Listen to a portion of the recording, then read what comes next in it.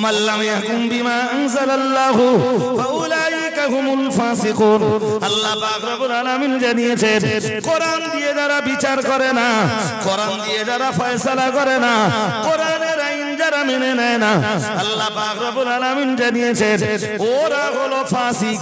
আল্লাহ পাক অন্য আয়াতে জানিয়েছেন ওয়ামান লাম ইয়াহকুম বিমা আনজালাল্লাহু ফাউলাইকা হুমুল কাফিরুন। মহান আল্লাহ জানিয়েছেন কোরআনের ফয়সালা যারা মেনে নেয় না, কোরআন দিয়ে যারা বিচার করে না, আল্লাহ পাক রব্বুল আলামিন জানিয়েছেন ওরা অবিশ্বাসী, ওরা কাফের। আমি একজন মুসলমানের বাচ্চাকে অত দূর পর্যন্ত বলবো না, শুধু এত দূর বলে আমি থেমে যাব।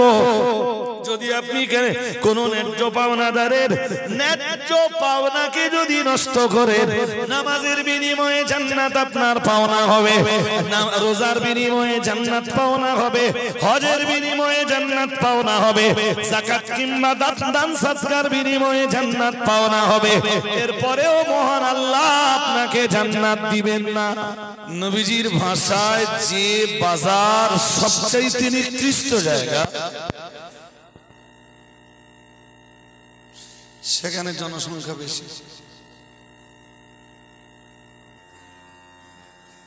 তাহলে আমি কি বলবো যে এই জনগণ এখনো কোনটা ভালো কোনটা খারাপ এইটা এই জাতি এখনো নির্ধারণ করতে বলুন না। فإن الذكرى تنفع المؤمنين। মহান আল্লাহ জানিয়েছেন নবী আপনি জিকির করুন, ও নবী আপনি জিকির করুন। জিকিরের মর্ম হলো নসিহত, ও নবী আপনি নসিহত করুন। ফাইন্নাদ যিকরা তানফাউল মুমিনিন। নিশ্চয়ই জিকির ঈমানদারদের উপকারে আসে।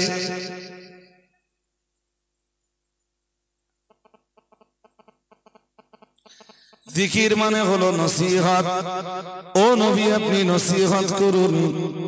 এই যে আয়াত পড়েছি, এই আয়াতে জিকিরের মানে নসিহত। নবী আপনি নসিহত করুন, আপনি ওয়াজ করুন তাদেরকে। ফাইন্নাদ যিকরা তানফাউল মুমিনিন। কারণ নসিহতের ফলে ঈমানদার যারা ওদের উপকার হয়। আরেকটু মন খুলে বলেন, জিকিরে উপকার হয় কাদের বলুন?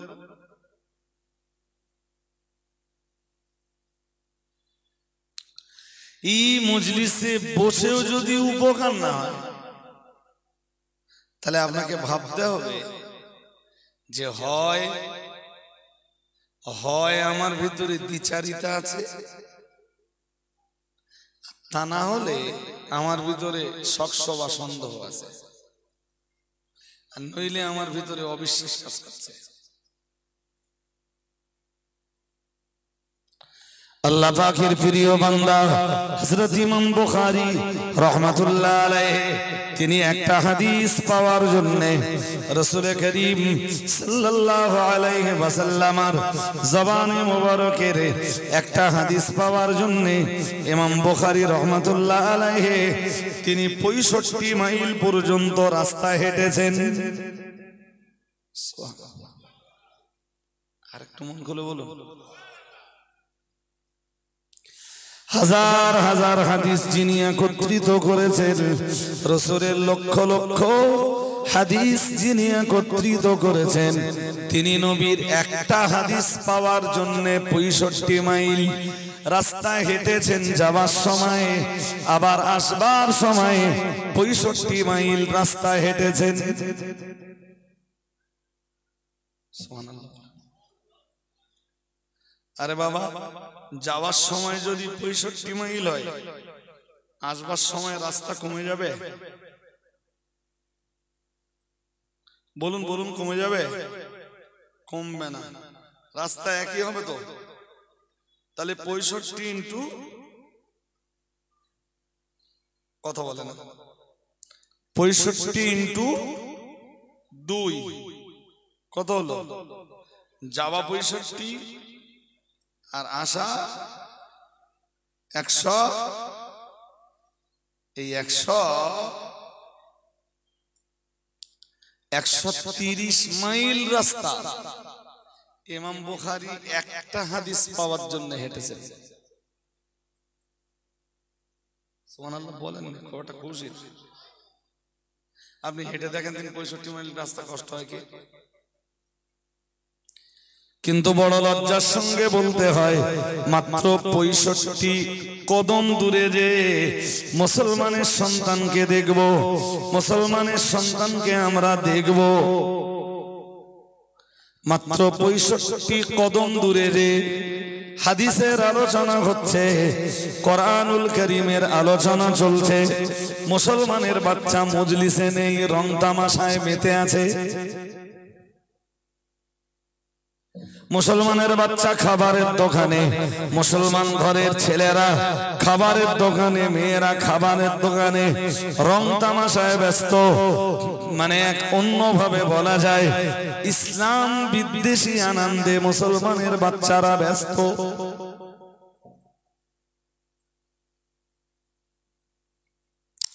যে জাতির কাছে কোরআন হাদিস শুনবার তুলনায়, কোরআন হাদিসের মজলিসে বসবার তুলনায়, যে জাতির কাছে রহমতি মজলিসে বসবার তুলনায় মানে দোকানে ঘুরে ঘুরে বেড়ানোটাই বেশি মূল্যবান, যে জাতি মনে করে কোরআনের মজলিসের তুলনায় খাবারের দোকানে ঘুরে ঘুরে বেড়ানোর দাম বেশি, সে জাতির ধ্বংস অনিবার্য।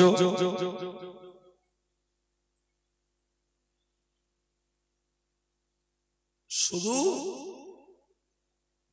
সময়ের অপেক্ষা।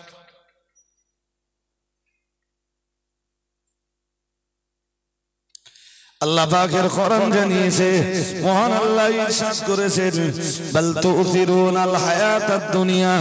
মহান আল্লাহ জানিয়েছেন তোমরা তো বরং দুনিয়ার জীবনটাকে প্রাধান্য দিয়েছো, দুনিয়ার আনন্দে মেতে উঠেছো, দুনিয়ার উল্লাসে তোমরা মেতে উঠেছো। কিন্তু আমি আল্লাহ পাক রব্বুল আলামিন বলছি ওয়াল আখিরাতু খায়রু ওয়া আবকা। মহান আল্লাহ জানিয়েছেন কিন্তু তোমাদের জন্য দুনিয়ার তুলনায় পরকালটা ভালো ছিল।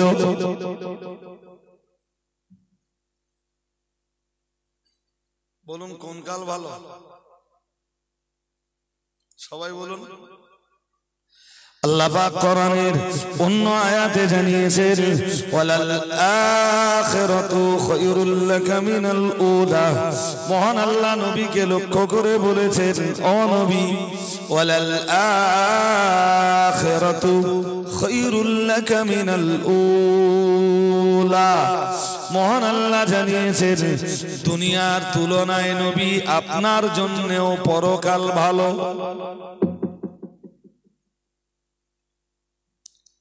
হাদিস শরীফের বিবরণে এসেছে আল্লাহ পাকের রাসূল জানিয়েছেন দুনিয়ার রাসূলুল্লাহ জানিয়েছেন দুনিয়া আর পরকালের বাস্তব উদাহরণ হলো একজন মানুষ সমুদ্রে একটা আঙ্গুলি ডুবিয়েছেন, আঙ্গুলে একটা আঙ্গুলে সমুদ্রের পানি যতটা লাগে আল্লাহ পাকের রাসূল জানিয়েছেন আঙ্গুলে যতটা পানি স্পর্শ করে ওইটা হলো একজন বান্দার জন্য দুনিয়া।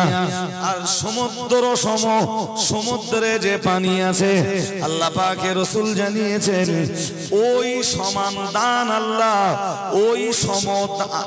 ওই সম কল্যাণ আল্লাহ বান্দার আখিরাতের জন্য গুছিয়ে রেখেছেন।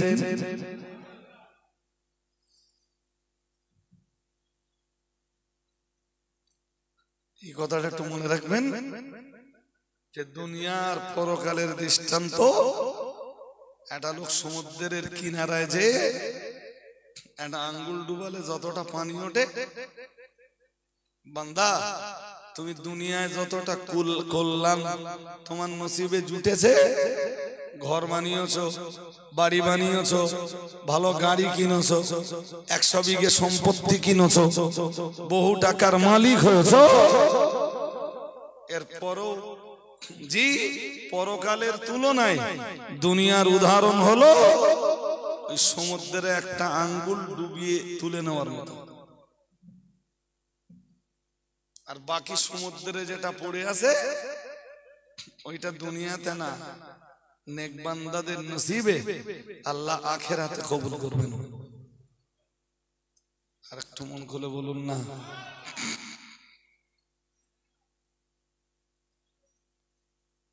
শুনছেন নাকি? মনোযোগ আছে?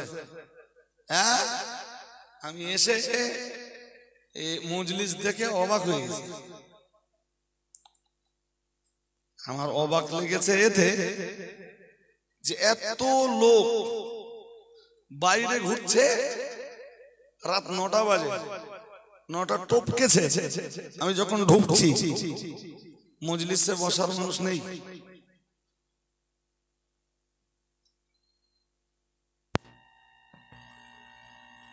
আমি একথা মাঝে মাঝে বলি, ইউটিউবাররা জানে যে সামনে এমন দিন আসছে যেই দিন একটা গ্রামে জলসা হবে একদিন আর মেলা হবে 7 দিন করে। সেদিন অপেক্ষা করছে। এখনো জলসা কমিটি মেলা বন্ধ করতে পারে। মেয়েদের মাথায় কাপড় উঠি তো নি, পাল্টা মেয়েরা সাজগোজ করে ঘুরে বেড়াচ্ছে,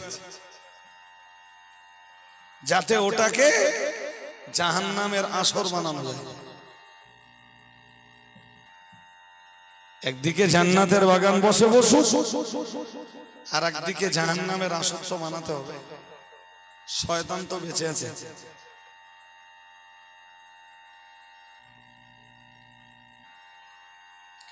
এই জমানায় লড়াই করে আপনাকে তলোয়ার নিয়ে লড়াই করার জন্য, তলোয়ার নিয়ে এই জমানায় আপনাকে জিহাদের ময়দানে যেতে হবে না। এই যে সময়কাল পড়েছে, ও ভাইরা আমার মনে রাখুন, ইসলামিক এই রূপ পরিবেশ, ইসলামের এই সুন্দর সুন্দর পরিবেশের ঐতিহ্যকে যারা নষ্ট করে দিচ্ছে, তাদের জন্য, তাদের এগেনস্টে জবান খোলাটাই হলো বর্তমানের জিহাদ।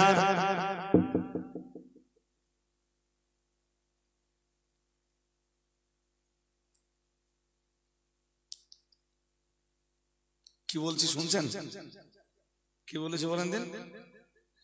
ইসলামের এই ঐতিহ্যকে যারা ধ্বংস করে দিচ্ছে, কোরআনের মজলিসের ঐতিহ্যকে যারা ধ্বংস করে দিচ্ছে, হাদিসের মজলিসের মর্যাদাকে যারা নষ্ট করে দিচ্ছে, ও বাবাজিরা ভাইরা, গভীরভাবে বুঝুন, তাদের এগেনস্টে যদি অন্তত জবানটা খোলা হয়, জবানটা যদি খুলতে পারা যায়, এটাই হলো আজকের সময়ের জিহাদ।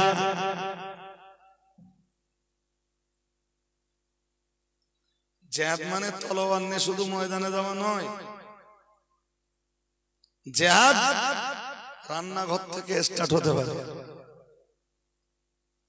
নিজের বিবি ইসলাম বিরোধী কোন কার্যকলাপে লিপ্ত হয়েছেন, নিজের বিবির ওই ইসলাম বিরোধী কার্যকলাপের এগেনস্টে যদি লড়াই করা যায়, ওটাই হলো রান্নাঘরের ভিতরের জিহাদ।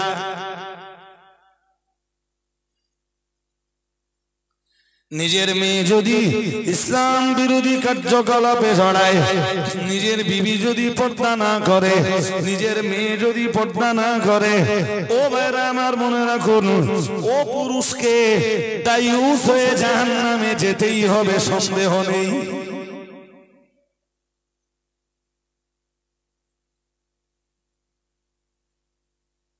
সূরা নিসার একটা আয়াত খুঁজতেছিল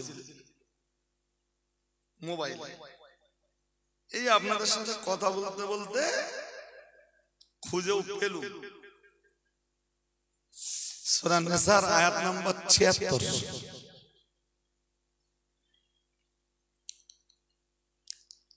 কি আছে জানেন এতে? মন দিয়ে শুনতে হবে, শুনলে বুঝবেন। আর ভালো মন যদি না দেন বুঝবেন। আল্লাহ পাক রব্বুল আলামিন সূরাতুন নিসার ৭৬ নম্বর আয়াতে জানিয়েছেন, ফাকাতিলু আউলিয়া আশ-শাইতান। মহান আল্লাহ জানিয়েছেন, শয়তানের আউলিয়া যারা, শয়তানের ওলি যারা, শয়তানের বন্ধু যারা, তাদের বিরুদ্ধে তোমরা লড়াই করো।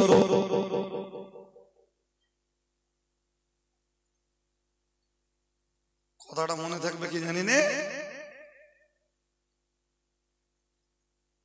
কি বললেন? আল্লাহ পাকের কোরআন জানিয়েছে, মহান আল্লাহ জানিয়েছেন, আল্লাহ পাক ঘোষণা দিয়েছেন, ফাকাতিলু, তোমরা লড়াই করো, আউলিয়া আশ-শাইতান।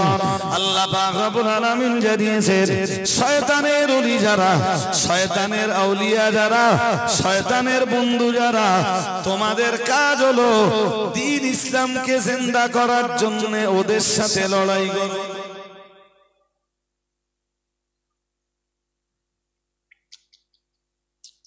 সঙ্গত একটা কথা আপনাদের বলে রাখি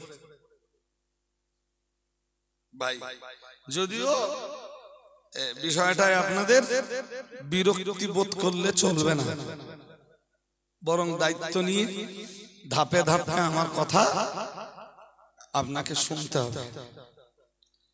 আল্লাহ পাকের কোরআনের ৮ পারার প্রথম পৃষ্ঠায় মহান আল্লাহ জানিয়েছেন, ওয়াকাযালিকা আওহাইনা وكذلك جعلنا لكل نبي عدوا للشياطين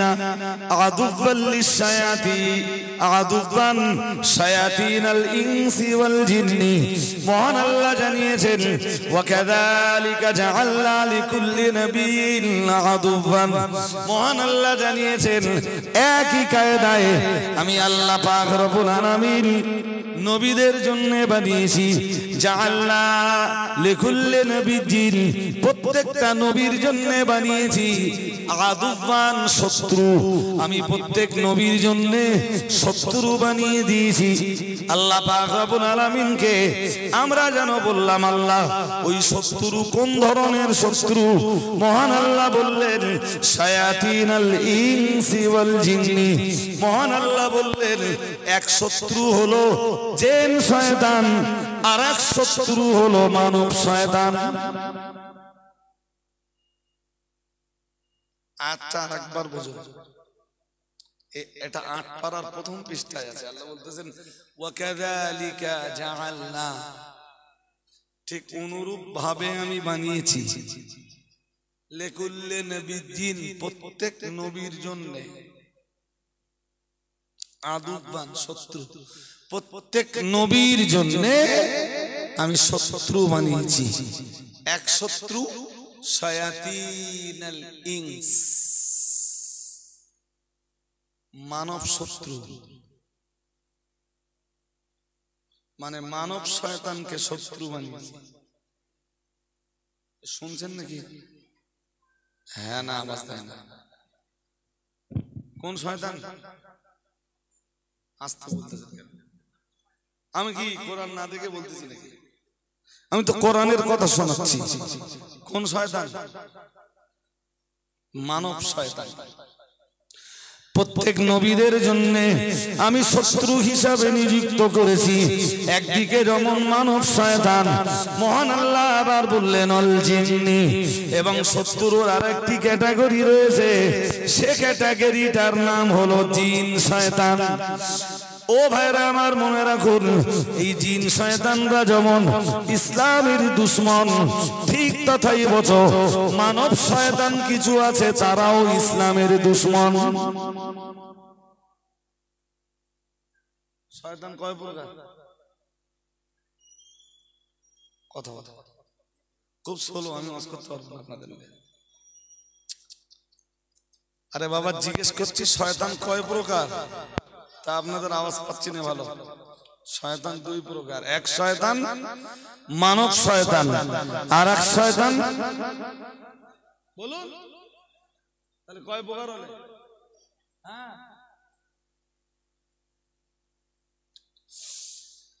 হ্যাঁ, জিন শয়তানের কাজ হলো এই যে কানে শুধু ঢেলে দাও। জিন শয়তান খুব একটা বেশি কাজ কর না তো, এই মানব শয়তানকে দিয়ে জিন শয়তানের কাজ করে।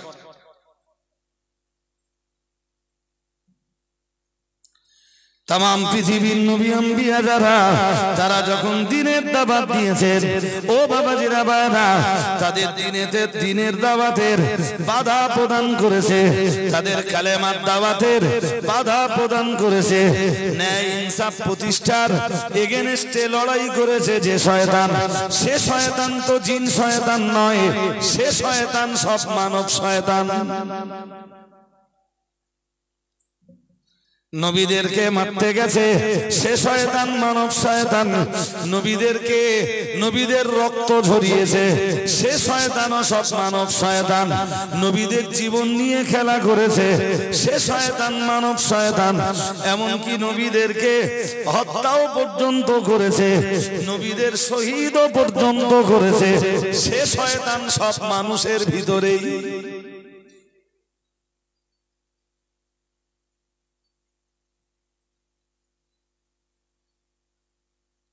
বনি ইসরাইল জাতির অতগুলো নবীকে শহীদ যারা করেছে ও তো জিন শয়তানে করিনি, ও সব করেছে এই মানব শয়তানে। একটু জোর করে বলেন। আমি এখানে দুটো কথা বোঝাচ্ছি। কি কি? প্রথম কথা, মানব বলে একটা শয়তান, কথা বলেন, দেখবেন আপনি বিরাট ভালো কাজ করতেছেন, এরপরেও কিছু মানুষ বিরোধী হয়ে গেল, আছে না নেই? মানে শয়তান ওদের ব্রেনে ঢুকিয়ে দিয়েছে যে ওরা ভালো কাজ করছে, তোদের কাজ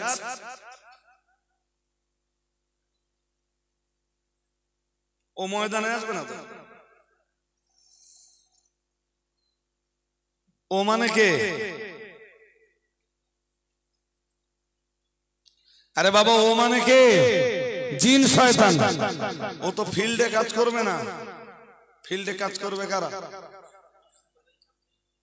নিজের চোখে দেখলুম কত মসজিদ দলাদলিতে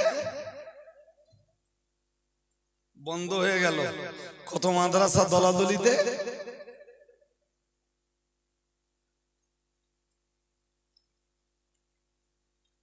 জানেন জলসার আগের দিনও ফোন করেছে, ফোন করে বলছে হুজুর দাউদ ঠিক আছে, মানে একদম ঠিক, কাল সময় মতো পৌঁছে যাবো।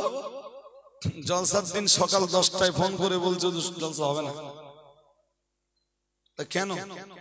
তাহলে হুজুর জলসা কমিটির ভিতরে মারামারি। তাহলে বিষয় কি?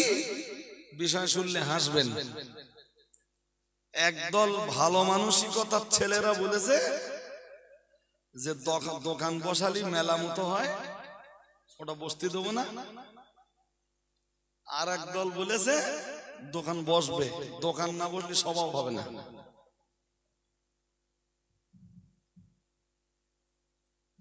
হুজুর ওই নিয়ে মারামারি, গ্রাম উত্তপ্ত, জলসাই হবে।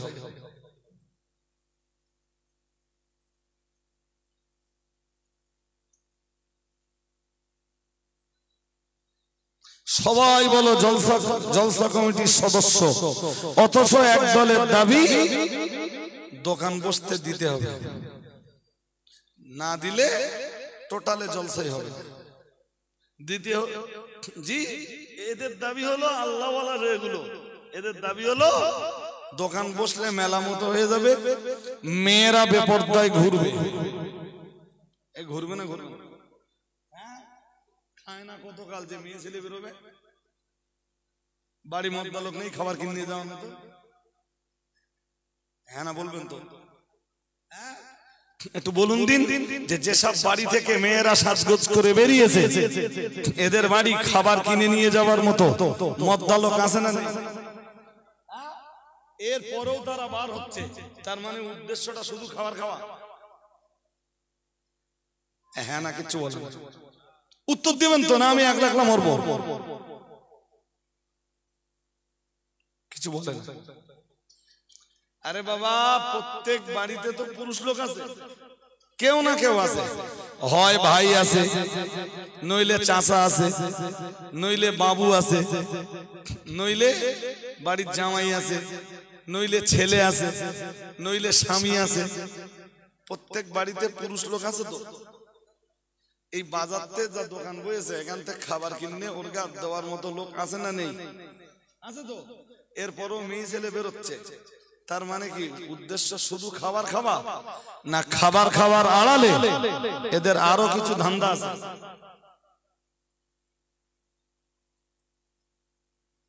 বুঝবে না তো, দরকার তো খাবার খাওয়া। তা খাবার তো পুরুষ লোকে কিনে দিচ্ছে, তোরা বাইরে বেরোবি কেন?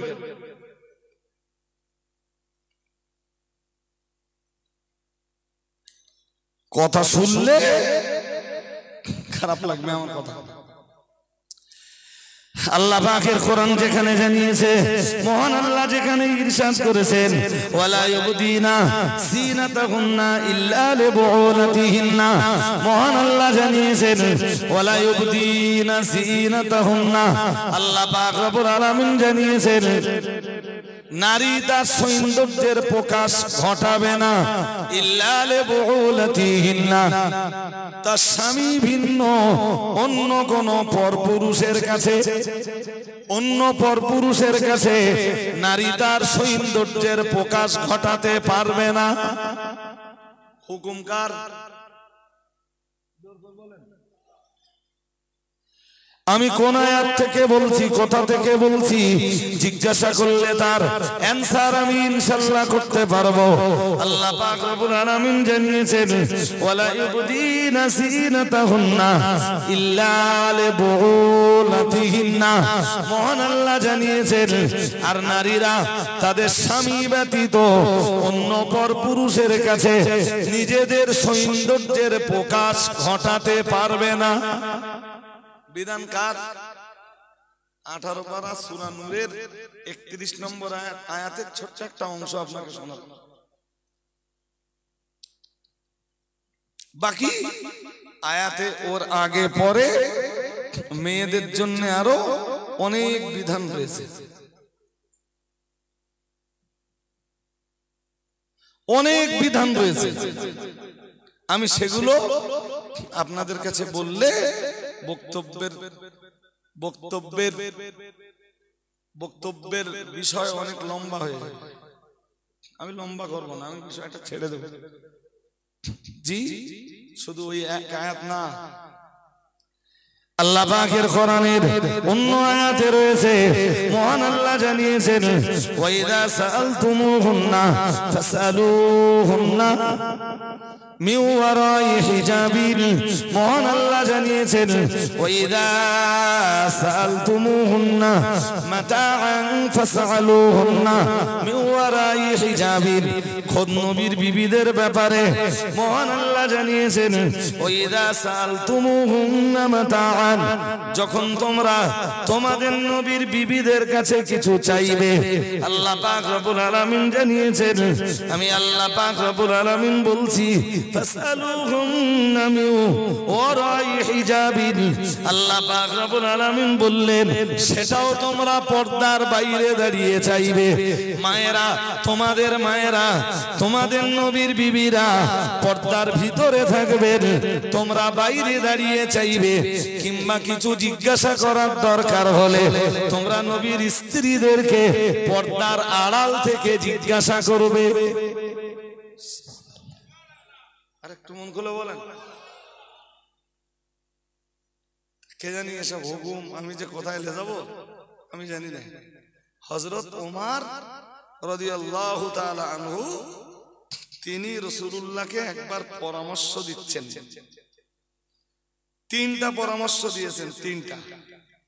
এক হাদিসে তিনটে পরামর্শের কথা এসেছে বুখারী শরীফের কিতাবুত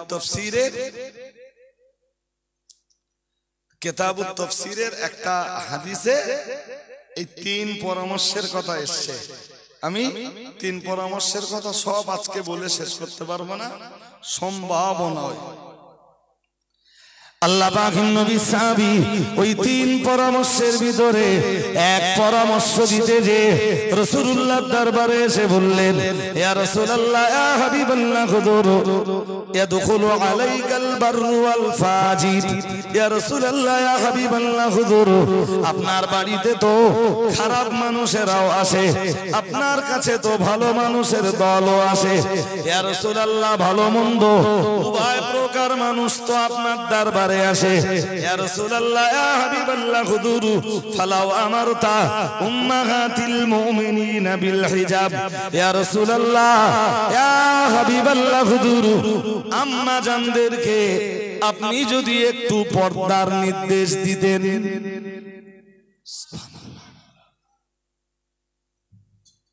হযরত ওমরের পরামর্শ এটা শুনছেন নাকি? পর্দার বিধান তখন নাযিল হয়নি। ওমর এসে বলছেন, হুজুর বুখারী শরীফের কিতাবুত তাফসীর থেকে হাদিস বলছি আমি। জি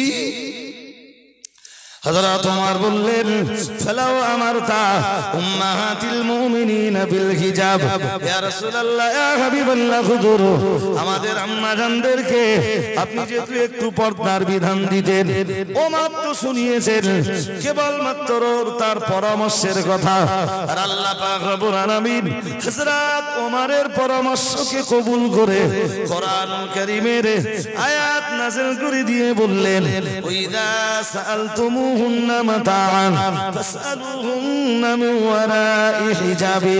আল্লাহ পাক রব্বুল আলামিন হযরত ওমরের পরামর্শকে কবুল করে নারী জাতির জন্য হিজাবের বিধান দিচ্ছেন, নারী জাতির জন্য পর্দার বিধান দিচ্ছেন।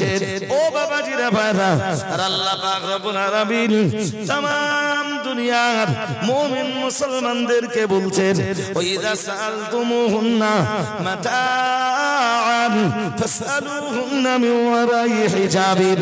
তোমরা যখন তোমাদের মায়েদের কাছে কিছু চাইবে, নবীর স্ত্রীরা तमाम পৃথিবীর মুমিন দিগের মা, আল্লাহ পাক রব্বুল আলামিন অন্য আয়াতে জানিয়েছেন, আন-নাবিয়্যু আওলা বিল মুমিনিনা মিন আনফুসিহিম ওয়া আজওয়াজুহু উম্মাহাতুহুম ওয়া উলুল আরহামি বা'দুহুম আওলা বিবা'দিন ফি কিতাবিল্লাহি মিনান নাবিয়্যিনা ওয়াস সিদ্দীকিন ওয়াউলুল আরহামি বা'দুহুম আওলা বিবা'দিন ফি কিতাবিল্লাহ। মহান আল্লাহ জানিয়েছেন, আল্লাহ পাক রব্বুল আলামিন জানিয়েছেন, আন-নাবিয়্যু আওলা বিল মুমিনিন। মহান আল্লাহ জানিয়েছেন ঈমানদারের কাছে নবী তাদের জীবনের চাইতে প্রিয়। ঈমানদার যারা হয় তাদের কাছে তাদের নবী তাদের জীবনের চাইতে বেশি পেয়ারা হয়। আল্লাহ পাক রব্বুল আলামিন পরের অংশে বললেন, সূরা আহজাব থেকে বলছি আমি, মহান আল্লাহ পরের আয়াতে বললেন, ওয়াসওয়াজুহু উম্মাহাতুহুম। আল্লাহ পাক রব্বুল আলামিন বললেন, আর নবীর যত স্ত্রীরা রয়েছেন, নবীর तमाम স্ত্রীরা হলেন तमाम পৃথিবীর কালেমাওয়ালাদের মা।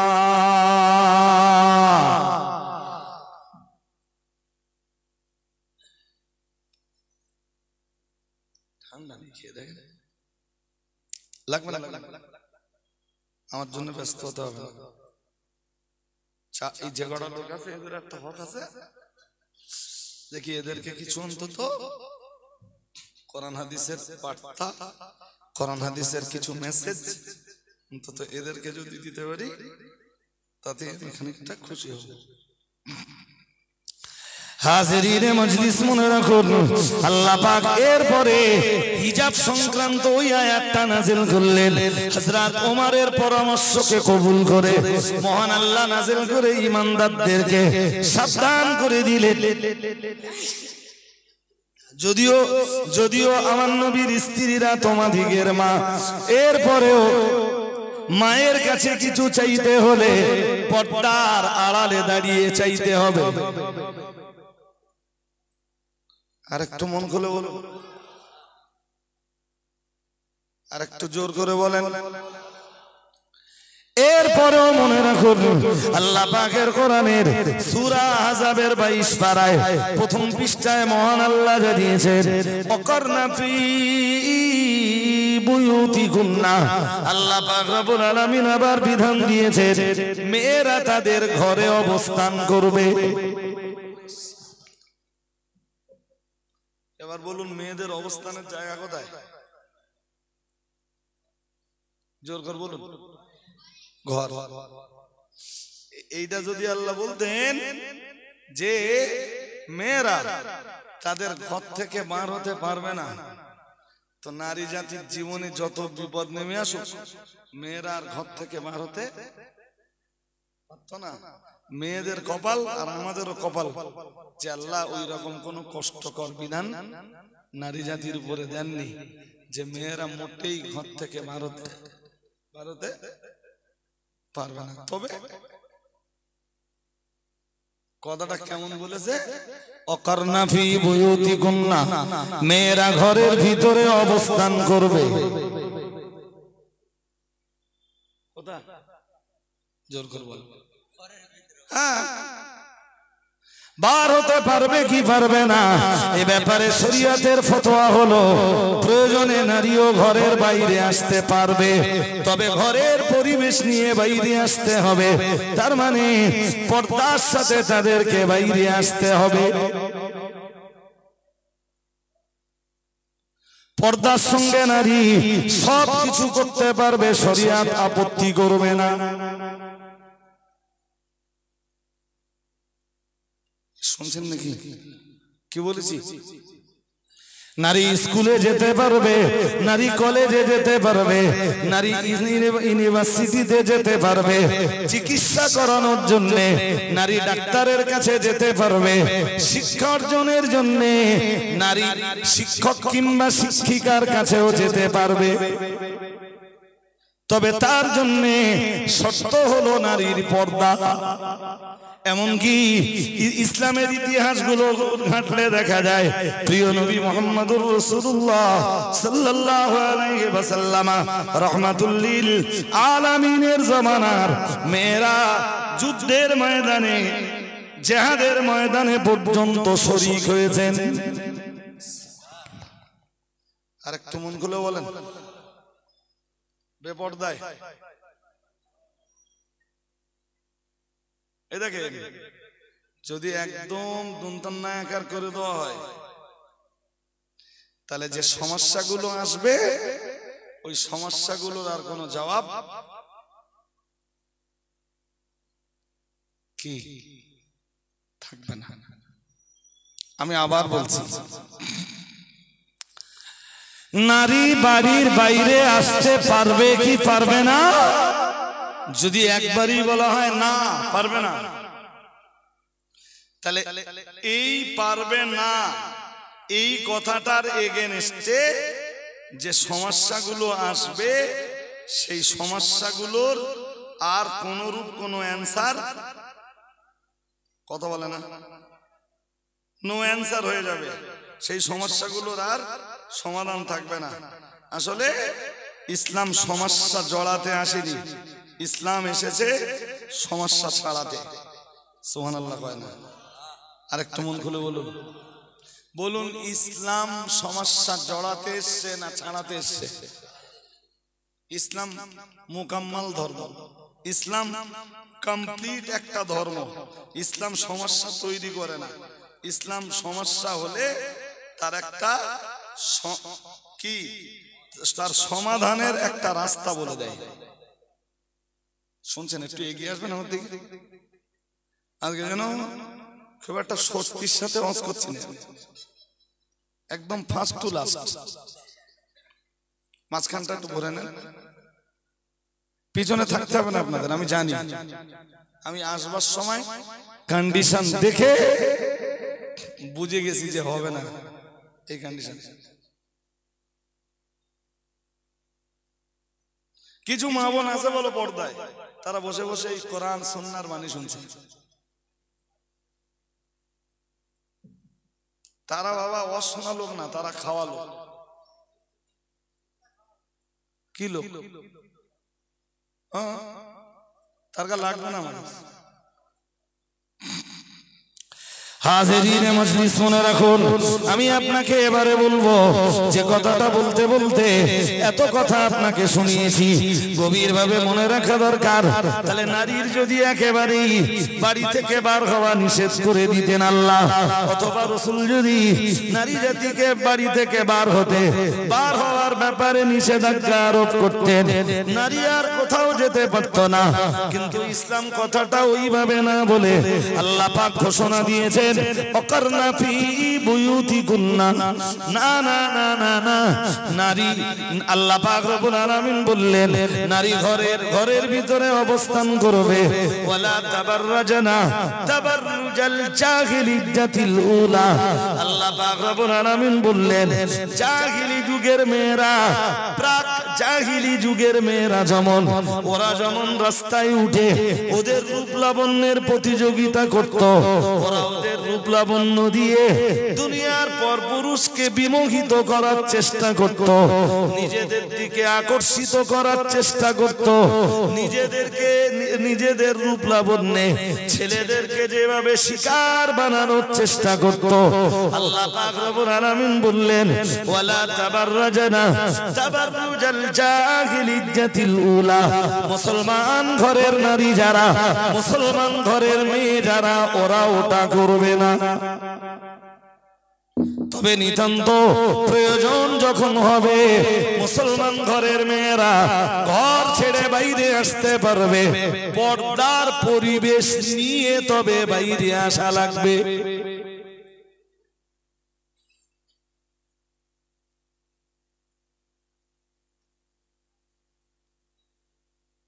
এরা কোথা থেকে এলো, এরা কেন এলো, কেন চলে যাচ্ছে কিছু বুঝদিন না। তাহলে না তা বলিনি, এই কটা ছেলে, হ্যাঁ কোথায় সে হোটেল, জি আমি বললুম না, ওরা কজন এলো দেখলুম ভেতরে এসে টেসে দেখলে যে আমরা যা চাচ্ছি তা এখানে নেই। যাক ছাড়ে, আর আমি এই যে ওয়াজ করছি ভাই, এই ওয়াজ আপনাদের পছন্দ হোক না হোক, আমি অন্তত আল্লাহর কাছে জবাব দেওয়ার রাস্তাটা তৈরি করছি। আমার দিক দিয়ে আমি সাকসেস। তাহলে এখানে কি বুঝিয়েছি বলেন দিন এতক্ষণ ধরে?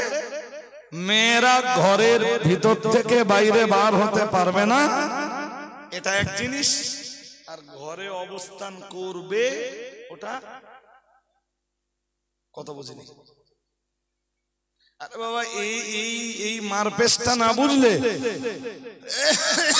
পরে সমস্যাগুলো তো সমাধান হবে না।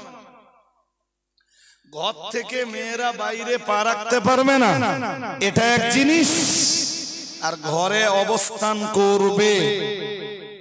বাইরে বার হলে যা প্রাক জাহিলি যুগের মেয়েদের মতো নিজেদের রূপ লাবণ্য দিয়ে পরপুরুষকে আকর্ষিত করবে না, পর্দার পরিবেশ নিয়ে আসবে, নমনীয়তা বজায় রাখবে, সমস্ত অঙ্গ প্রত্যঙ্গ ঢাকা থাকবে, তবেই নারী তার প্রকৃত অর্থে নারীত্বের মর্যাদাটা বুঝে পাবে। জানবেন অল ডে মায়ের জাত ততদিন মর্যাদা বুঝে পাবে না যতদিন পর্যন্ত এই মায়ের জাত পূর্ণাঙ্গ পর্দা না করবে। অল ডে কোথাও পাবে না মর্যাদা। আরো নারী যদি স্বাধীনতার নামে আন্দোলন শুরু করে, আরো নারী যদি ভাবে যে পুরুষের যা অধিকার আমাদেরও সমান সমান অধিকার, নারী এটা যদি কখনো ভাবে, নারী পুরুষের। কেন বলছি জানেন? এই সম অধিকার বা সমান অধিকারের আন্দোলন প্রথম শুরু হয়েছিল ইউরোপে। কোথায়? ইউরোপে প্রথম শুরু হলো সমান অধিকারের আন্দোলন। মেয়েরা বললো পুরুষ যা পারে আমরাও তা পারি, ঠিক আছে কর। ওই সমান অধিকার বুঝে নিতে নিতে ও বাবাজিরা ভাইরা, আজকে নারী এমন জায়গায় পৌঁছেছে, আজকে ইউরোপ মহাদেশের মেয়েরা এমন সিচুয়েশনে পৌঁছেছে, এমন কন্ডিশনে পৌঁছেছে, গভীরভাবে বুঝবার ব্যাপার। একজন নারীর গর্ভ থেকে আজ পৃথিবীতে একটা বাচ্চা এলে না না না না না, ও বাচ্চার আসল বাবাকে তার বাবার পরিচয় মেলে না, মাতৃ পরিচয়ে, মায়ের পরিচয়ে বাচ্চার পরিচয় হয়। মায়ের পরিচয়ে বাচ্চা দিন দিন দিন দিন বেড়ে ওঠে। ইউরোপ মহাদেশে বাবার কোনো পরিচয় নেই, পিতৃ কোনো পরিচয় নেই, সব সন্তান মাতৃ পরিচয়ে পরিচিত। ও বাবাজিরা ভাইরা, ওটা হলো নারী জাতি সমান অধিকার বুঝে নেবে এই সংগ্রাম আর আন্দোলনে নেমে পড়ার ফল।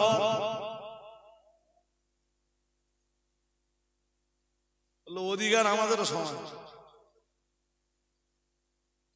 মনে রাখবেন, ইসলাম নারীকে যে অধিকারটা দিয়েছে, অধিকারটা সমান অধিকার না, নারীকে ইসলাম দিয়েছে এক চিটিয়া অধিকার। সুবহানাল্লাহ বলেন। আরেকটু মন খুলে বলুন, কি অধিকার? এক চিটিয়া অধিকার। বাট নারী এটা বুঝিনি। আজও শিক্ষিত পরিবারের মেয়েদেরকে এটা বলে বোঝানো যায় না। তারা ভাবে পর্দা মানে বোঝা, বোরখা মানে হ্যাঁ, তো ওই বোঝা বয়ে বেড়াবো, তাহলে আধুনিক স্টাইলটা কেমনে হবে?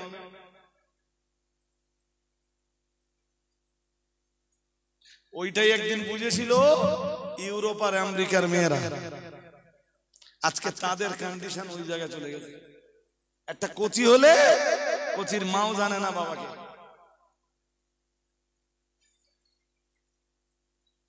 ওর বিস্ময় ফল আজকে ভোগ করতে হচ্ছে ইউরোপের মেয়েদের, ইউরোপের অধিবাসী। ও জিনিস ভারতবর্ষ চালু হবে, শুধু সময়ের অপেক্ষা। শুনছেন নাকি? মানব সমাজে এই সর্বনাশ যাতে না ঘটে তার জন্য আল্লাহ দিয়েছেন নারী জাতির জন্য পর্দার বিধান। আরেকটু মন খুলে বলুন। আমি দুটো তিনটে কথা বলি, কিন্তু কথা বলতে সাহস হচ্ছে না, এই জন্য যে আমার কথা মানে আজকে আমার যেন মনে হচ্ছে না যে আমি আগে সেই নাটুরিয়ায় ওয়াজ করছি। তবু চেষ্টা করুন, অন্তত বুঝতে পারেন কি আশা করছি। ট্রাই থাকলে কথাটা বুঝে যাবে। আপনাদের ঘরে ছেলেও আছে, মেয়েও আছে, খুব মন দিয়ে শুনুন। ছেলেকে আপনি ভরণ পোষণ দিতে বাধ্য বাবা হিসাবে ততদিন যতদিন ও বালেগ না হয়।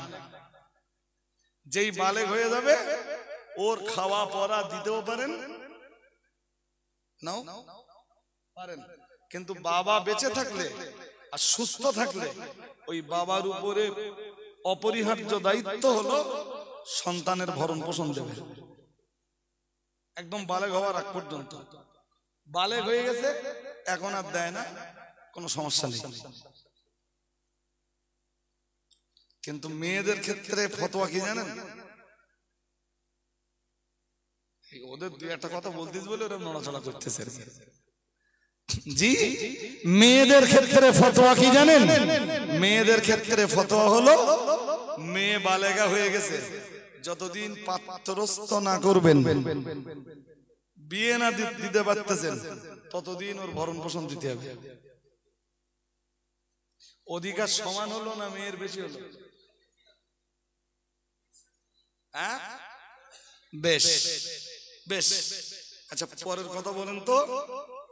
আপনারা একটা কথা ঘুরিয়ে বলতে পারেন, হুজুর সম্পত্তি ছেলেরা যা পায় মেয়েরা তার পায় না, মানে সম্পত্তি ছেলেরা যা পায় মেয়েরা পায় তার অর্ধেক। বিধানকার কথা বলে আল্লাহ। আল্লাহ পাকের কোরআন জানিয়েছে, মহান আল্লাহ ইরশাদ করেছেন লিযাকারি মিসলু হাযিল উনসাইন। আল্লাহ পাক রব্বুল আলামিন জানিয়েছেন বাবার রেখে যাওয়া সম্পদ ছেলে যতটা পাবে মেয়ে পাবে তার অর্ধেকটা, অথবা দুই মেয়ে মিলে যতটা পাবে। মহান আল্লাহ জানিয়েছেন ছেলে একা পাবে ততটা, ছেলে একা যতটা পাবে দুই কন্যা মিলে পাবে ততটা। আর একটু মন খুলে বলেন না, কম হয়ে যাচ্ছে বলে সুবহানাল্লাহ বলতেছেন না।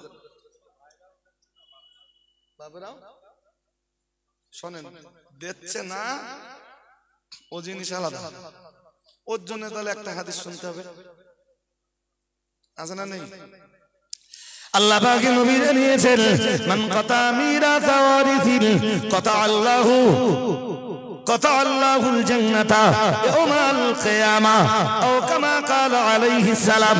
মুহাম্মাদুর রাসূলুল্লাহ সাল্লাল্লাহু আলাইহি ওয়াসাল্লাম নবী আমার জানিয়ে দিয়েছেন, ও আমার সাহাবীরা মনে রাখো, আমি মুহাম্মাদুর রাসূলুল্লাহ সাল্লাল্লাহু আলাইহি ওয়াসাল্লাম আমি আল্লাহ পাকের নবী বলছি, মান কাতা মিরাসা ওয়ারিসিন। আল্লাহ পাকের নবী জানিয়েছেন কেউ যদি কোন ওয়ারিসের মিরাসকে ফাঁকি দেয়, উনি বলছিলেন না, কি বলছিলেন যে বাবাও দেয় না ভাইও এরাম ভাই না ডুবি আয় আছে, হ্যাঁ আছে, সব জায়গায় আছে, বাবাও দেয় না। বলুন বলুন ও আল্লাহ, জি বাবাও দেয় না ভাইরাও দেয় না। আচ্ছা দেয় না কেন? কমে যাবে? কেউ কোরআন মেনে নিতে পারে না কখন? শুরুতে কি বলেছিলাম বলেন দেখি, একটু মনে করে দেখেন দিন। শুরুতে বলেছিলাম একটা লোক কোরআন মেনে নিতে পারে না কখন, মনে আছে? মনে নেই বলেন? আল্লাহ, কোরআন না সাথে ঘা পড়ার কথা বলিনি আমি, বলেছিলাম হয় সে দ্বিচারিতায় ভুগছে। দ্বিচারিতা মানে নেফাকি, মুখে ইমানদার কালবে ইমানদার নয়, আর নইলে সে মোটেই ইমানদার। ওই জন্য কোরআনের আইন মেনে নিতে, আর নইলে চলেন আমি আয়াত পড়ে দেই। কি চ্যাম্পিয়ন করে মহান আল্লাহ কোরআনুল কারীমে জানিয়েছেন, আল্লাহ পাক রব্বুল আলামিন জানিয়েছেন, ওয়া মা কানা লিল মুমিনিন ওয়ালা মুমিনাতিন ইযা কাদাল্লাহু ওয়া রাসূলুহু আমরান। মহান আল্লাহ জানিয়েছেন আল্লাহ যখন কোন সিদ্ধান্ত নেন, রাসূল যখন কোন সিদ্ধান্ত নেন, আল্লাহ পাক রব্বুল আলামিন জানিয়েছেন আল্লাহ এবং তার রাসূলের নেওয়া সিদ্ধান্তের উপরে ঈমানদার নিজস্ব কোনো মতামত ব্যক্ত করার অধিকার রাখে না। ঈমানদারের কাজ হলো আল্লাহ এবং তার রাসূলের সিদ্ধান্তকে মাথা পেতে মেনে নেওয়া। শুনছেন নাকি? কোনো কথা না, কোনো ওজোর, কোনো আপত্তি কিছুই চলবে না। তুমি ঈমানদার, আল্লাহর ফয়সালা তোমাকে মেনে নিতে হবে।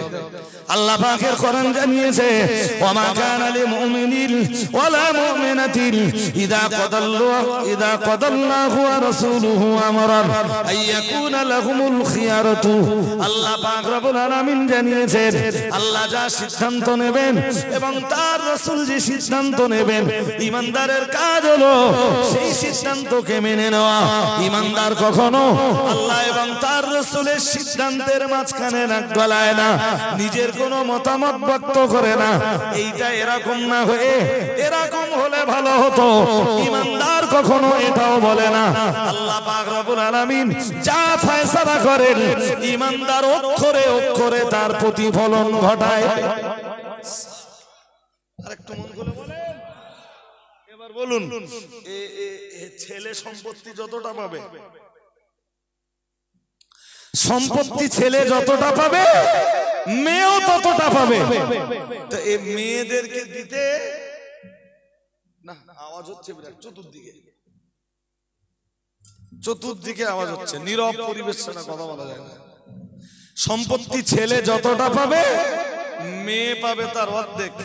এই বিধান কাইম সাহেবের, জোর করে বলেন কার?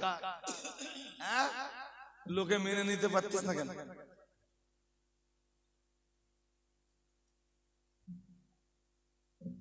আমার আব্বা বেঁচে নেই জানেন? আমি আজকে না, আব্বা মরে যাবার পরেই আমার বোনেদের বলেছিলাম তোদের সম্পত্তি বুঝে নে। আর এখনো যতবার আসে ততবার বলি তোরা যেটুকু পাবি বুঝে নে, যে আনতে পাবি সে আনতে দিয়ে দেবো।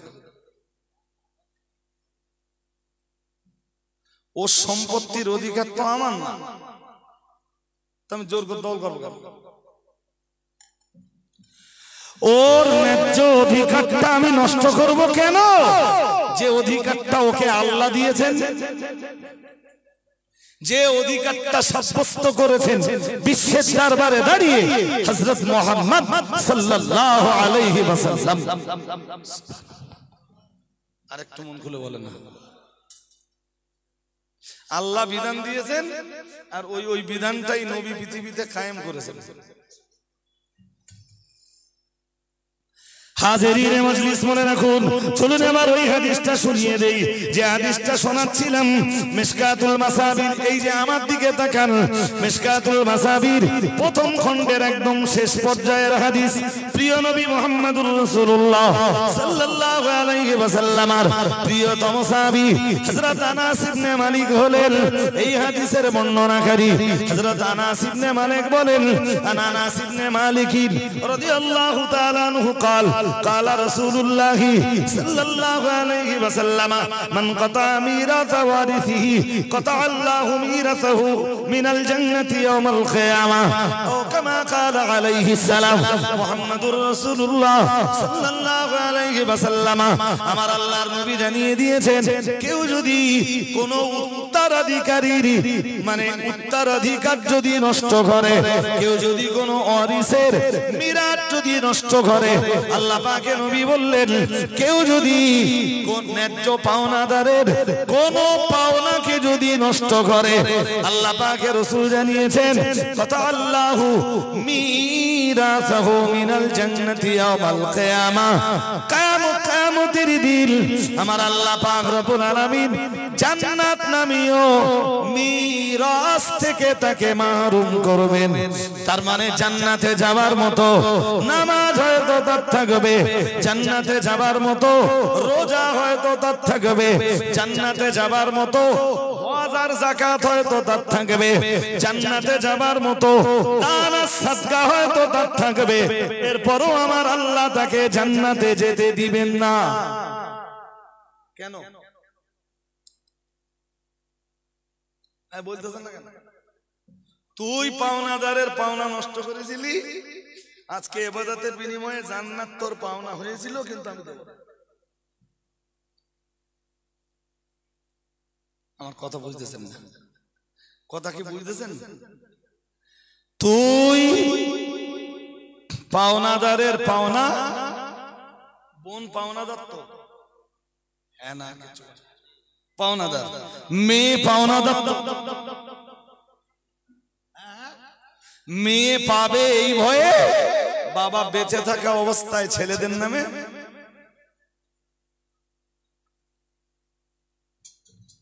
এরম বাবাও। আমি যদি এখন বলি যে আল্লাহ এসব বাবার ভালো করো, আল্লাহ আমার দোয়া নেবে না। যত বড় হুজুরই এসে দোয়া করুক, জান্নাত নামীয় মিরাস থেকে আল্লাহ তাকে মাহরুম বানাবে। ও কোরআনের বিধান মেনে নিতে, ওমান লাম ইয়াহকুম বিমা আনজালাল্লাহু ফাউলাইকা হুমুল ফাসিকুন। আল্লাহ পাক রব্বুল আলামিন জানিয়েছেন, কোরআন দিয়ে যারা বিচার করে না, কোরআন দিয়ে যারা ফয়সালা করে না, কোরআনের আইন যারা মেনে নেয় না, আল্লাহ পাক রব্বুল আলামিন জানিয়েছেন ওরা হলো ফাসিক। আল্লাহ পাক অন্য আয়াতে জানিয়েছেন ওয়া মান লাম ইয়াহকুম বিমা আনজালাল্লাহু ফাউলাইকা হুমুল কাফিরুন। মহান আল্লাহ জানিয়েছেন কোরআনের ফয়সালা যারা মেনে নেয় না, কোরআন দিয়ে যারা বিচার করে না, আল্লাহ পাক রব্বুল আলামিন জানিয়েছেন ওরা অবিশ্বাসী, ওরা কাফের। আমি একজন মুসলমানের বাচ্চাকে অত দূর পর্যন্ত বলবো না, শুধু এত দূর বলে আমি থেমে যাব। যদি আপনি কোন ন্যায্য পাওনাদারের ন্যায্য পাওনাকে যদি নষ্ট করেন, নামাজের বিনিময়ে জান্নাত আপনার পাওনা হবে, রোজার বিনিময়ে জান্নাত পাওনা হবে, হজের বিনিময়ে জান্নাত পাওনা হবে, যাকাত কিংবা দান সদকার বিনিময়ে জান্নাত পাওনা হবে। এরপরেও মহান আল্লাহ আপনাকে জান্নাত দিবেন না। জান্নাত আল্লাহ কেটে দেবেন। জান্নাত আল্লাহ, নাউজুবিল্লাহ বলুন, সবাই বলুন নাউজুবিল্লাহ। অন্তত এই মজলিসে যদি বসেন, আপনার বোনের ন্যায্য পাওনাটা আপনি ওরে বুঝে দেন। যদি দেখবেন আপনি বুঝে দিতে যাবেন, ওই বলবে যে ভাই আমারে অল্প কিছু টাকাতে আমি অন্য জায়গায় বিক্রি করবো না, তোর নামে লিখে দিচ্ছি। যারা বুঝে দেয় সেসব ক্ষেত্রে অধিকাংশ বোনেরা তাই করে। কিন্তু ধান্দা কি? ধান্দা হলো অধিকাংশ ক্ষেত্রে মোটেও এদের ভাই ফলাফল বলো ভালো হবে না।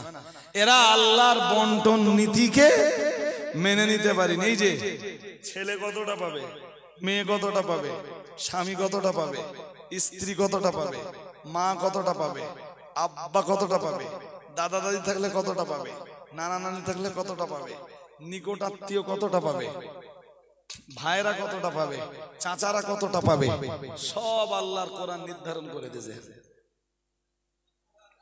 আরেকটু তুমি ওতে মাথা মাথা মানে, তবে প্রশ্ন যেটা উঠে আসে সেটা হলো অর্ধেক অর্ধেক দিলি ভালো হতো না? হ্যাঁ না, এই অর্ধেক অর্ধেক মানে ছেলে যতটা মেয়েও ততটা, নিস নিস 50-50।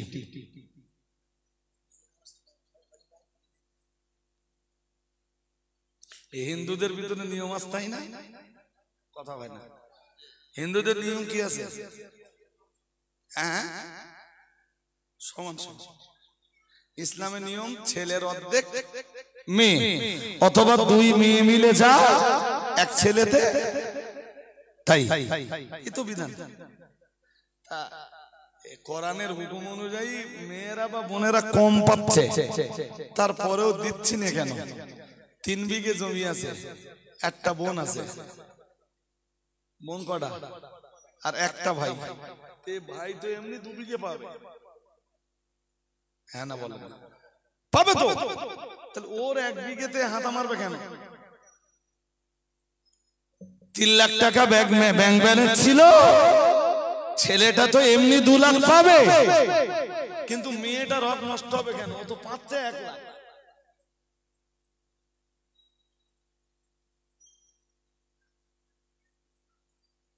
কিছু বলবেন নাকি মাঝখান থেকে? হ্যাঁ,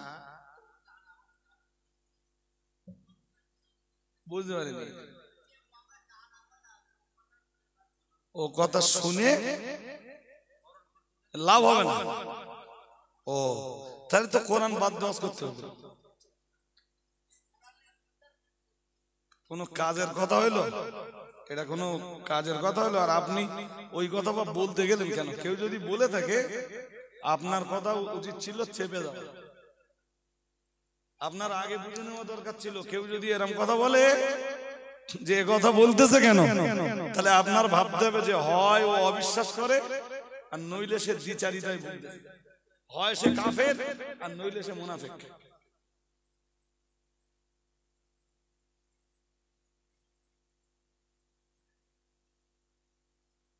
নামাজ নামাজ পড়তে হবে সবাই জানে, এর মানে আর এইটা দাঁড়ালে যে হুজুর এসে নামাজের কথা বলে না, কোনো কাজের কথা হলো? আল্লাহ 82 জায়গায় নামাজের কথা বলেছেন, সালাতের কথা বলেছেন 82 জায়গায় কোরআনুল কারীমে। তো নামাজের কথা জানি, তার মানে কি হুজুর আর বলবে না? নামাজ যতদিন কায়েম না হবে ততদিন হুজুররা বলবে, বোনেরা আর মেয়েরা যতদিন তাদের অধিকার বুঝে না পাবে ততদিন হুজুররা বলবে। অন্তত একটা লোকও যদি ভালো হ্যাঁ না বলবেন তো, বলবে না? তোমার মন চাইনি, তুমি দাওনি, তুমি আল্লাহর আদালতে হিসাব দাও। ভয় তো একটা লোকের ভিতরেও জাগতে পারে, পারে না? পারে না? এনে অস্বীকার করার কোন জায়গা নেই। সুতরাং অসুবিধা তাদের হবে যারা আল্লাহর ফয়সালাকে মেনে নিতে পারে না। আর যাদের অসুবিধা দেখবেন শুধু ওই এক ফয়সালা না, আল্লাহর কোন ফয়সালা ওরা মেনে নিতে পারে। আমার কথা শুনছেন নাকি? হ্যাঁ, দেখবেন ওরা এক ফয়সালা না, আল্লাহর কোন ফয়সালাই ওরা মেনে নিতে পারবে। বলুন, যে লোকটা তার বোনের অধিকার বুঝে দেয়নি, ও কি ওই সময় সম্পত্তি টাকা পয়সা বোনের যেগুলো নষ্ট, বোনের হক যেগুলো নষ্ট করেছে ওগুলো সব নিয়ে কবরে যাবে? হ্যাঁ, এরপরেও সে বোনকে বুঝে দেয় না। জি, এরা যাতে মুসলমান বলে পরিচিত, ভিতর দিয়ে এরা এদের সম্পর্ক আবু জেহেলের নীতির সাথে। এরা কার নীতিতে বিশ্বাসী বলুন? এরা মুসলমান বলে দাবি করে, অথচ রীতিনীতি বিশ্বাস করে আবু জাহেলের রীতিনীতি, ফিরআউনের রীতিনীতি। এরা জি উতবা সাহেবা ওলীদ ইবনে মুগীরার মতো শয়তানদের রীতিনীতিতে বিশ্বাস করে। ঠিক যে কুকুরে পেশাব করেছিল আবু জেহেলের মাথায়, এদের মাথায় হাত দিয়ে দেখলে, অথবা এদের মাথা থেকে হয়তো সেই কুকুর সেই কুত্তার পেশাবের দুর্গন্ধ পাওয়া যাবে। কোরআনের বিধান মেনে নিতে অসুবিধা হয়েছিল কার? কথা বলে না। আবু জাহেলের তো অসুবিধা হয়েছিল। তো আজকে মুসলমানের বাচ্চার যদি অসুবিধা হয় তাহলে বুঝতে হবে সেটা নবীদের দলে। আরে বাবা, একটা লোক নামাজ পড়ে না, শয়তানের চলে পড়ে, শয়তানের চলে পড়ে না। আমার ঠিক অনেকদিন আগে মনে পড়েছিল, এই বেড়াচাপা ওই স্বরূপনগর বড় গোবরার আশপাশে, ঠিক স্বরূপনগর না বড় গোবরা না, গ্রামটার নাম মনে হচ্ছে না, একটা গ্রামে দাওয়াতে গেছি। তারা আমি সুদের অজ করছি, একজন বলছে অজ করতে করতে একদম সরাসরি বলছে, হুজুর ও সুদ রাখো দিন তুমি, আমরা জানি ওসব। আমি ছোট্ট করে একটা কথা স্টেজে বলেছিলাম, আমি অজ করছি, এত লোকের কারোর গায়ে লাগতেছে না, তোমার গায়ে লাগলো কেন ভাই? তুমি আসামি? হ্যাঁ না বলে না? আসামি না হলে গায়ে লাগে? হ্যাঁ, আসামি না হলে কোনোদিন গায়ে লাগে না। শুনুন, যে বিষয়টা আমি মৌলিকভাবে ডিসকাস করতে চেয়েছিলাম মেয়েদের ব্যাপারে, যে মেয়েদের এই যে সত্য আল্লাহ নির্ধারণ করে দিয়েছেন, এর কারণ আছে। এর কারণ কি ছোট্ট করে বোঝেন। আমি তখন আলেমে পড়ি, আলেম মানে মাধ্যমিক, আলেম ইকুয়াল মাধ্যমিক। তা আমার আব্বা মারা গেছে, তা আমার আব্বার জায়গা জমি অনেক কম। আমার নিচের ভাই বোন গুলোরে লালন পালনের ঝুঁকি আমার, 4টে ভাই বোন আমার নিচে, তাদের বিয়ে শাদী আমি দিছি, একরকম ঘর বাড়ি তৈরি করে আমি দিছি, এই 4 জনের বিয়ে আমি দিছি, ঘর বাড়ি করে আমি দিছি। বোনেদের আজও যত হেবা সব আমি সামলাচ্ছি। আজও এর এটা দিতে হবে, ওর ওটা দিতে হবে, ওর ওটা দিতে হবে। মজার ব্যাপার, সে আব্বা মরে গেছে আজ 22 বছর। 22 বছর আগেও বোনেরা আব্বার সম্পত্তি আমি যা পাবো অর্ধেক পেত, আজও অর্ধেক পাই। অথচ আজ পর্যন্ত খরচ বলো ওর পেছনে আমি।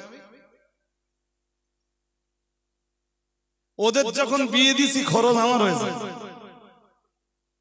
আর আমার যখন বিয়ে হয়েছে খরচ ওরা করেছে। হ্যাঁ না বলে করেছে, সেও আমার খরচ। জি, বোনের বিয়ে দিয়েছি, বোন শ্বশুর বাড়িতে গেছে, খরচের দায় ভাত চেপেছে দুলা ভাইয়ের উপরে, ঠিক না? হ্যাঁ না বলে না, দুলা ভাইয়ের উপর তো কিসের খরচ? ও বোনের ভরণ পোষণ, জামা কাপড়, ডাক্তার, কবিরাজ সবকিছুর দায়ভার কারো? বোনের উপর। আর আমি বিয়ে করেছি, সে যেখান থেকে বিয়ে করে আনে, গিন্নি আমার সংসারে আসার পর থেকে তার পুরো দায়ভার সব আমার ঘাড়ে। নারী কখনো বাবার সংসারে, কখনো ভাইয়ের সংসারে, কখনো স্বামীর সংসারে, কখনো ছেলের সংসারে, এরপরেও নারীর অর্ধেক। অর্ধেক মানে পুরুষ যা পাবে নারী তার অর্ধেক পাবে। নারীর কম হলো না বেশি হলো?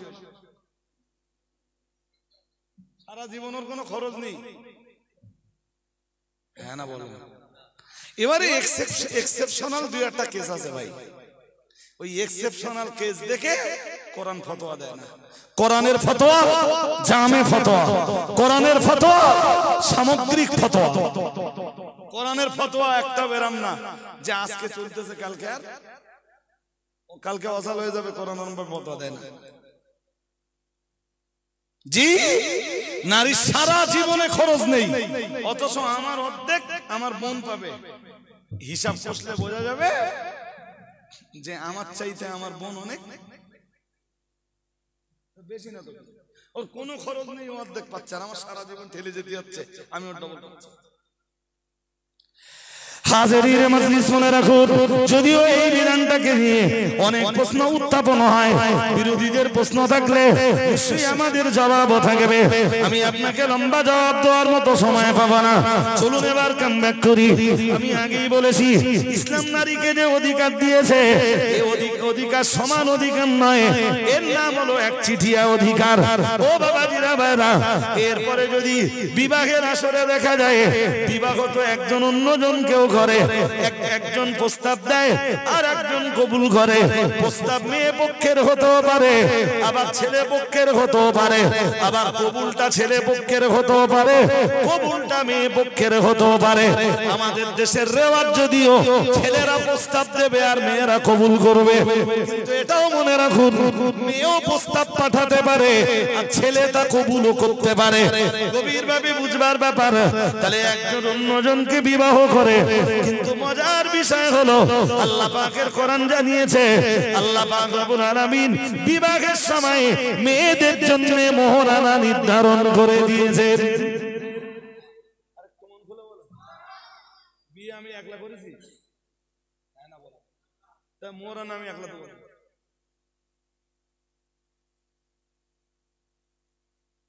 কথা বুঝতে পারছি? আল্লাহ আল্লাহ ওটা নারীকে পাইয়ে দিয়েছে। সুবহানাল্লাহ পড়েনি? আর একটু মন খুলে বলেন, বাকি বাকা যদি রেখে থাকেন ওইটা ঝুপ করে আদায় করে ফেলে। বাকি না নগদ? নগদ কারা কারা একটু হাত তোলেন দেখি। একদম কোনটা হাত?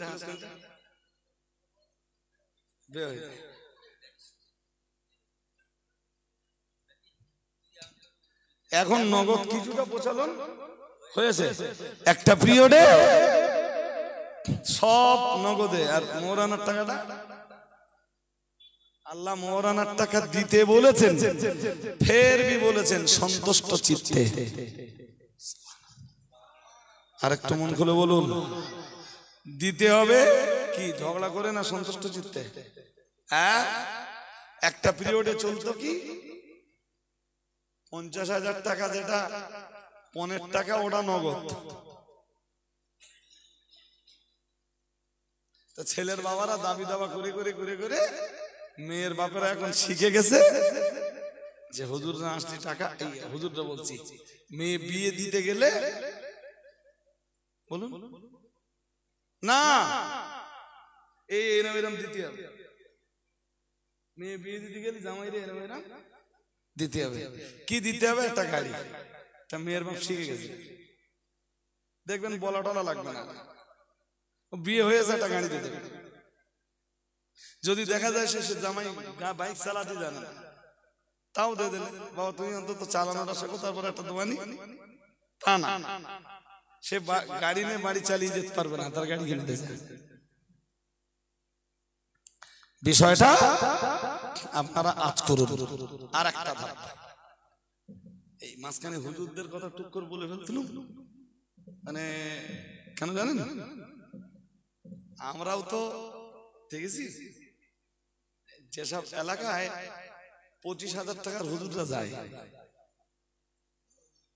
30-25 এসব হুজুররা যায়, ঠিক করে হোক ভুল করে হোক আমার কাছে একবার দাউদ করলি 18,000 টাকা দেও, তাহলে মন খুব কাঁচু মাচু করতে, যে কে জান হুজুরি কমতে ফেললুম কিনা। আমার কথা বুঝতে পারি, যারা আসে দেয় কত 25-30 দেওয়া অভ্যাস, আমার দাউদ করলে তো চাওয়ালো না। আমি গেছি হুজুর এটা রাখে, কানে কানে বললে হুজুর 18,000 দিছি, তাও জানো মনটার মধ্যে কিরম একটা হচ্ছে, কি জানি হুজুর কিছু বলে কিনা, হুজুর মন খারাপ করে কিনা। মেয়ের বাপের কন্ডিশন এখন ঠিক ওই জায়গায় পৌঁছে গেছে। ছেলের বাপেরা দত তুলে তুলে তুলে তুলে তুলে তুলে যে জায়গায় পৌঁছে দিয়েছে না, কি জানি গেলাম আর গাড়ি দিচ্ছি, ঠিক হচ্ছে কিনা, এটা রয়্যাল এনফিল্ড দিতে পারলে ভালো হতো কিনা। আমার কথা বলেন ঠিক, মানসিকতাটা এরকম একটা কঠিন জায়গাতে পৌঁছে গেছে। ছেলেরা যারা আছে ভাই, বিয়ের সময় কিচ্ছু নাও না, কিচ্ছু নিও না। মেয়েটা 4টে জিনিস দেখে নাও। কয়টা?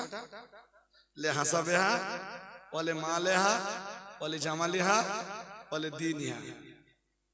লেহাসা বেহা বংশ, বলে জামালেহা সৌন্দর্য, বলে মা লেহা। মেয়েটার বাবার মাল কতটা ছোট দেখো, ঝাড়ার জন্য না, ফিউচারে যদি তুমি কখনো বিপদে পড়ো, তোমাকে তো অনেকে বিপদের সময় সহযোগিতা করার জন্য আসে, তো যারা যারা সহযোগিতা করবেন তাদের ভিতরে একজন যেন তোমার শ্বশুরও সহযোগী হতে পারে। আমার কথা কি বুঝতেছেন? মাল কতটা আছে ঝাড়ার জন্য না।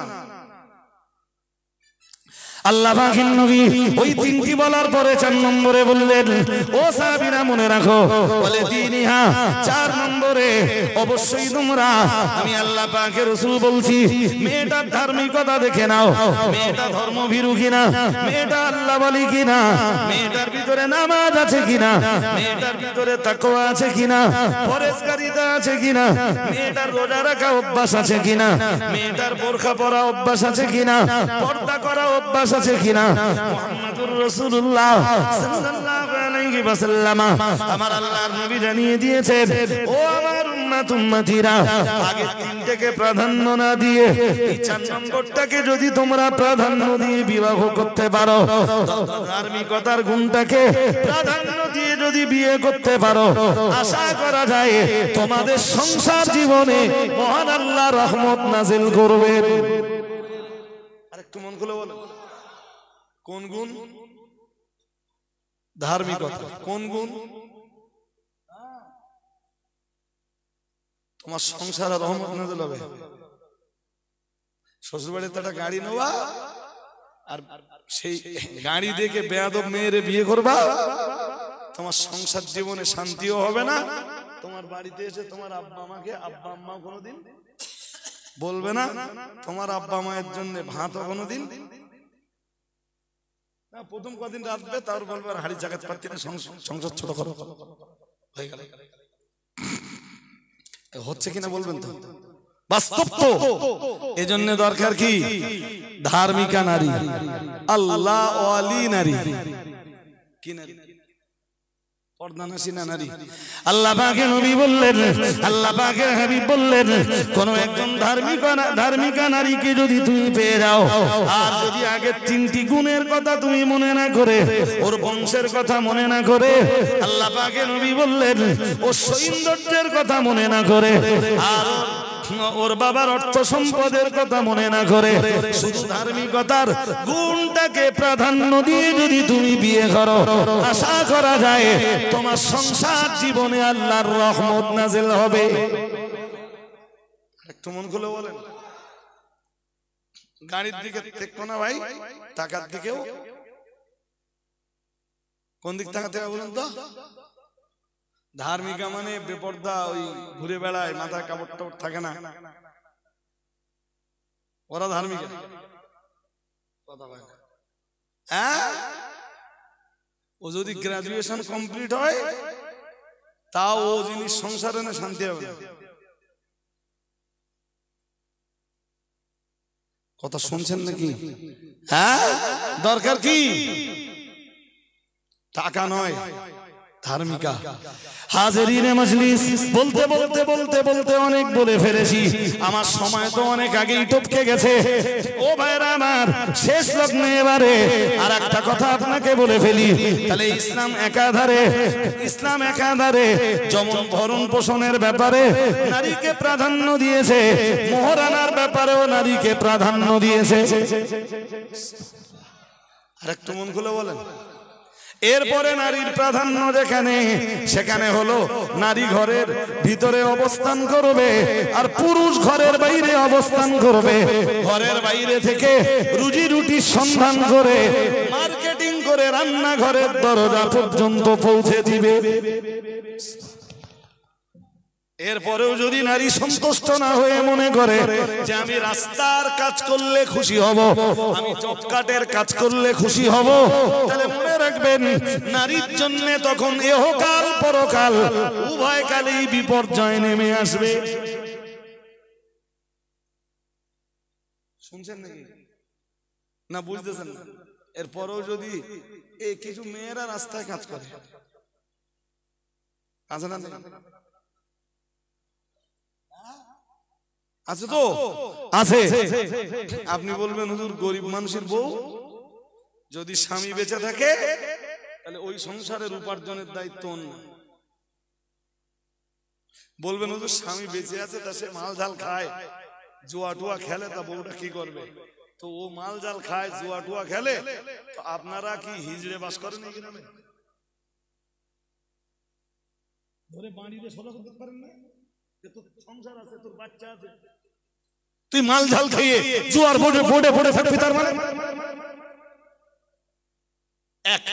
আপনি বলতে পারেন হুজুর বিধবা নারী আছে, বিধবা নারী আছে ধরুন টোটাল নাটুরিয়ায় 5 জন, যাদের ছেলেও নেই, দেখার কেউ নেই। তে নাটুরে গ্রামের লোক সব কি মরে গেছে? এই 5 জন নারীর দায়িত্ব সারা গ্রামের পুরুষরা নিতে পারে না? রাস্তায় যাচ্ছে নারী কাজ করতে, নারী জবকটের কাজ করছে, তাতে নারীর জীবনে নেমে আসছে বিপর্যয়। বলবেন তো হয়তো 5টা মেয়ে এরকম পাওয়া যাবে সত্যি সত্যি যাদের অভাব আছে এবং উপার্জনের কোন লোক নেই। তো এই 5 জন মহিলার দায়িত্ব সারা নাটুরিয়া গ্রামের লোক মিলে নিতে পারে না। যেখানে আল্লাহ পাকের রাসূল জানিয়েছেন as-sa'i আলাল আরমালাতি কাল মুজাহিদি ফি সাবিলিল্লাহ কামা ক্বালা আলাইহিস সালাম।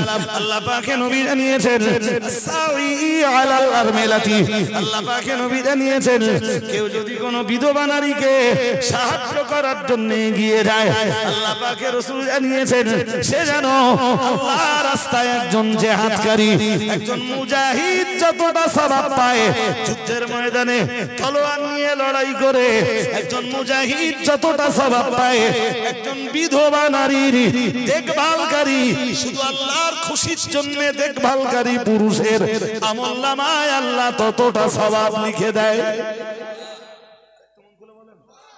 এসব হাদিসগুলো কোথায় বলবো আমি? ও দিলীপ ঘোষের কাছে নবী এরম বলে গেছে। কথা বুঝতেছেন নাকি হাজরিন? বক্তব্যের প্রাসঙ্গিকতা ছাড়বো। আমার বসিরহাট মানে এখন অল টাইম জাম। ও রাত 12টার সময় গিয়ে দেখেছি ত্রিমণি জাম, রাত 1:30টার সময় গেছি তাও দেখেছি জাম। জি, ত্রিমণি চৌমাথা ময়লা গলা এখন 5 করা কঠিন। আজকে আমার গ্রামে জলসা হচ্ছে, আর আমার এখানকার টাইম ছিল 10:30। আসতে যা দেরি করেছিলাম সে এরা ওসল করে নিয়েছে আল্লাহর রহমতে। কথা বুঝতে পারেননি? আসতে কিছু দেরি করেছিলাম, বাট সেটা উসল হয়ে গেছে। ত্রুটি বিচ্যুতি ক্ষমা করুন, আমি বিদায় নিচ্ছি। ফের ইনশাল্লাহ নেক্সট টাইম আপনাদের সাথে দেখা হবে। পয়লা দোসরা তেসরা ফাল্গুনের দাওয়াত মুফতি সাহেব দিয়েছেন জামিয়া রহমানিয়ার বাৎসরিক ইসাল সওয়াব। আপনারা যাবেন, যারা খাদিজার সদস্য হননি। আইডি কার্ড কাছে খাদিজার এই পাড়ায় আপনার কাছে আর একজন আছে, তো এই ভাইদের বললে ভাইরা খাদিজার সদস্যটা করে দেবে। আবার আসবো, দেখা হবে ইনশাল্লাহ। আমার জন্য দোয়া করুন, আমি আপনাদের জন্য দোয়া করতে থাকছি। ওয়া আখিরু দাওয়ানা আলহামদুলিল্লাহি রাব্বিল আলামিন। দুরূদ শরীফ। আল্লাহুম্মা